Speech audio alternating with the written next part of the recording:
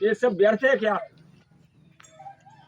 तो गौतम बुद्ध बोले, देखिए महान पुरुष जी कि जीवन में कि हम किस लिए आए, कि हमने कितनी मंजिल रास्ता तय की, 84 लाख मंजिलों को तय करके आया।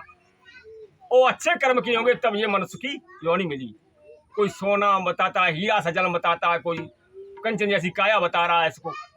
तो कंचन जैसी काया और हीरा जैसा जन्म क्यों बताते हैं कि देखिए ये नदी के 2 किनारे हैं और इस किनारे से उस किनारे पर पहुंचना है,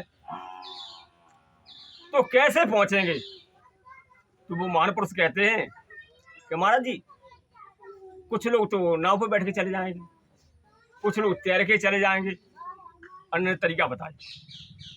ठीक, और वो ना जाए तो क्या होगा? अगर वो ना जाए और पहुंचना उस पार है तो कैसे पहुंचेगा?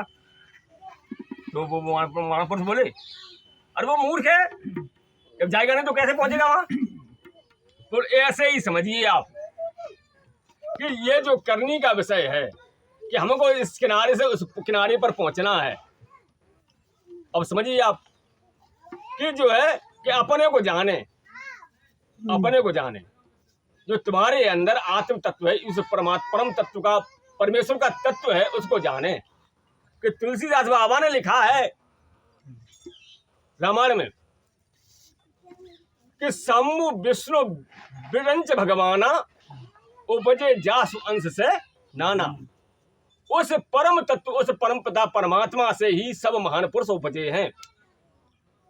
और जितने भी महान पुरुष आए, चाहे वे राम कहिए या कृष्ण कहिए या कबीर साहब कहिए, दत्तात्रेय कहिए या कपिल मुनि कहिए, जितने भी महान पुरुष आए, लेकिन उस समय वो आए, उन्होंने जो विद्या आदिकाल से चली आ रही गुरु के माध्यम से वो दी, अपने को जानी उन्होंने और दूसरों को भी जनाई, और वही आज भी चली आ रही वही विद्या। तो हम दोनों हाथ में लड्डू रखेंगे तो कभी कल्याण नहीं होने वाला। लड्डू तो एक ही हाथ में ले पकड़े, एक ही नाव पैर रखे तभी हमारा कल्याण होगा। 2 नाव पैर वाले तो डूब ही जाएंगे निश्चित ही।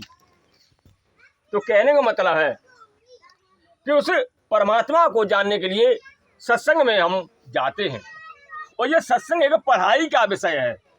जैसे गुरुकुल में पढ़ाई चलती थी, उसी तरह ये विद्यालय है कि धीरे धीरे हमारी शिक्षा बढ़ती जाएगी, तैसे हम आगे बढ़ते रहेंगे, क्लास चलते रहेंगे, जैसे जैसे क्लास बढ़ते